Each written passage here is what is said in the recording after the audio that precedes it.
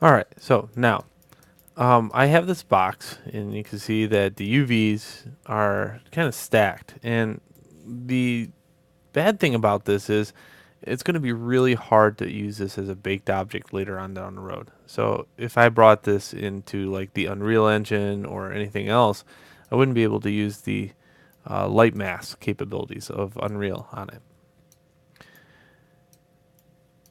Okay, so one thing that you can do is go in here, and now that I showed you how to make a texture, just hand paint a texture, I can go in now, and this is a 2048. I'll just go in here and fix the UVs, or actually make a new box. How's that? Yeah, let's make a new box. Because all those it was I took the faces and I made them really big, and I took the edges and cut them. So I could take each face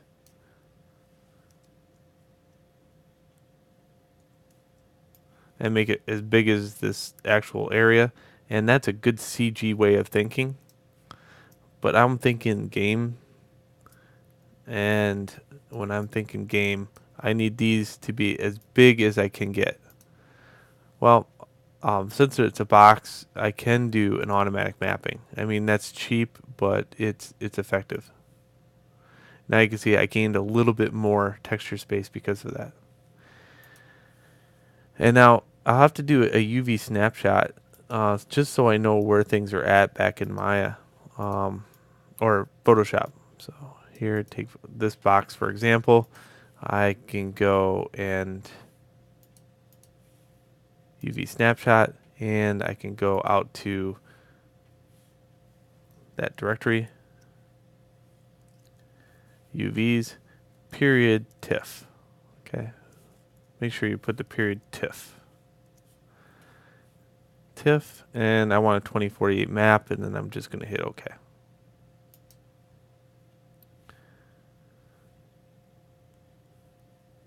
Okay, now I'm going to close out a lot of stuff in Photoshop because I've been rampaging through, and I don't need any of this stuff anymore. I just need a clean scene because I want to open up the paint, this stuff, and I want to open up the TIFF.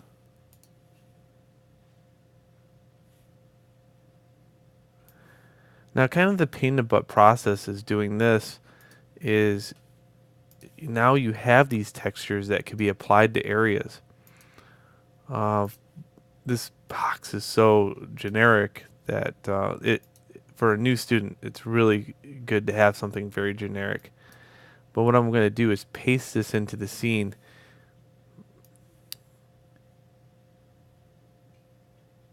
and just place it within the UV area. Again, I could zoom in and kind of see where this is laying at.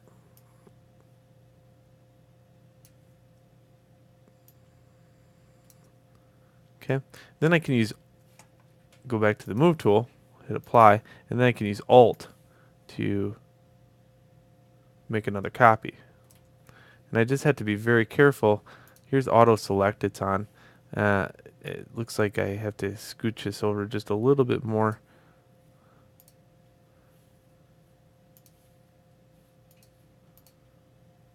And this one, I want to kind of rotate it, so I hold shift just so it's different. And if I was really wanting to impress somebody, I would probably make, each face different. That's for sure.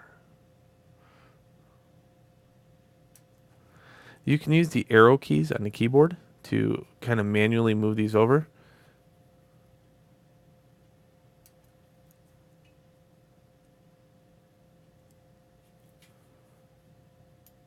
Again, I like overlapping the rust just a little bit. It makes the edge a little bit different.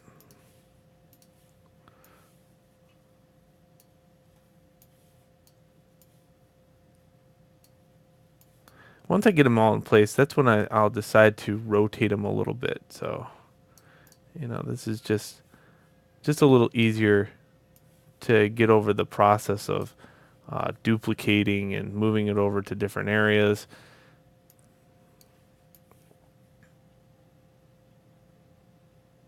But I have to kind of keep track of my. Well, I guess I don't. Keep in mind, you're going to have to make a new normal map and a new spectral map, but you know that process now. You don't have to drag these normal maps and spectral maps over the area. It works the same way. It's the exposure levels, the levels I've been showing you. You know, it all works, even if this stuff is already laid out for you. It's whoops. Let's go in here and rotate that one more time.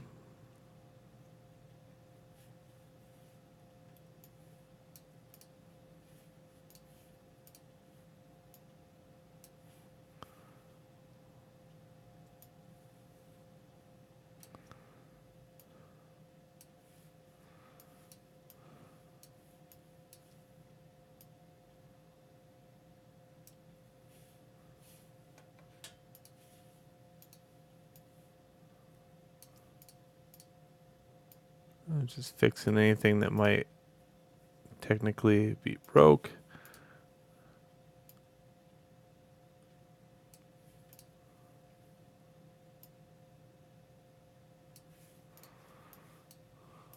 Just like that.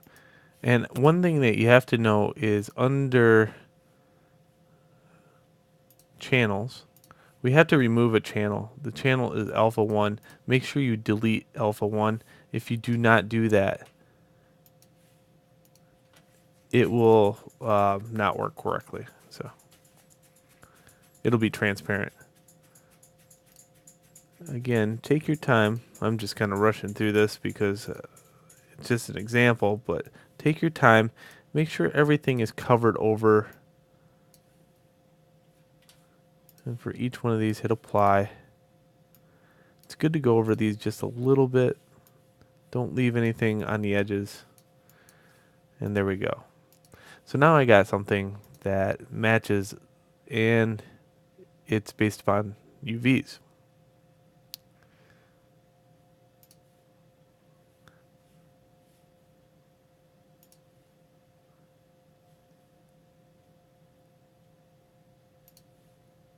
Okay, I'll call this Rusty Cube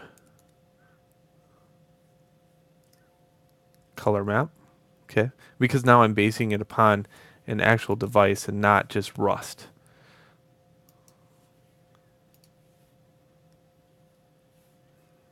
Okay, and in here, I just want to do the color map only. You guys should be able to handle the spectral map and the bump map quite well because you know the process for that. And if you're shaking your head, you should review and you should kind of go back and say, I do know that process. The one thing students have a hard time with is it's called extrapolation. And oftentimes, the extrapolation of things, you got a device, you've done this before. You got to learn how to take one idea and branch it into the other idea. And students have a hard time with that concept. It's just amazing sometimes, especially the younger generation. Like some of the older generation students, they can extrapolate things, and the why that is they took and tore apart cars for a living. When their car broke down, they fixed it. They fixed their radio if it was broken. Uh, they knew how to branch one idea into the next.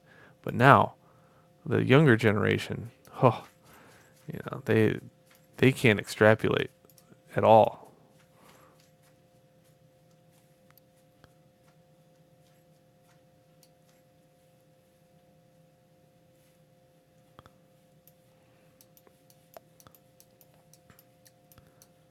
I just kind of want to get rid of this right here, and very quickly also. So I'm just going to sign it. There we go. Okay, so here is the difference. Now I have a texture. It's on a box. The box is legit. The UVs are legit, but and it's really high res too. I mean, it's a high res object enough to be nice in a video game. Okay, and that's what's important, especially for this series. This is good for CG work, that type of UVing.